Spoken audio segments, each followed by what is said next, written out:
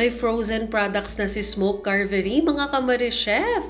At dahil catering is life, motherhood is lifer, and TikTok is lifest. Alam nyo ba, 2 years ago, na-meet ko ang may-ari nito. Nag-sample sila sa akin and sabi nila, bigyan ko sila ng honest feedback. Sa sobrang sarap ng smoked beef nila at saka pork belly, hindi nila in-expect na i-vlog ko ito. Naging mahaba din yung kwentuhan namin nung pag-deliver nila nung mga itetesting ko na product nila. Nakwento ko na sobrang ganda ng idea ng product nila na pwede actually nila itong gawing frozen. Tapos nag-share din ako ng mga techniques ko at saka kung saan ako nagsusource ng mga meat. And you know what, mga Kamarichef, sobrang successful na ni Smoke Carvery ngayon. I am so proud of them. Actually, tumatanggap sila carving station sa mga wedding, debut, or mga events. Nagjo-join din sila sa mga food caravan and nakaka-proud yung feeling na isa ako sa mga una talagang nag-believe sa kanila sa product nila. Yung feeling na hindi ka nagkamali ng i-endorse kasi talagang napakalaki ng tiwala ko sa potential ng product nila and look at where they are now. Smoke Carvery is Batangas-based pero umaabot na rin sila ng Calabarzon. Nakaka-proud! Itong frozen beef, binigay pa nila sa akin nung nag-eat all you can kami dito sa Lipa last March.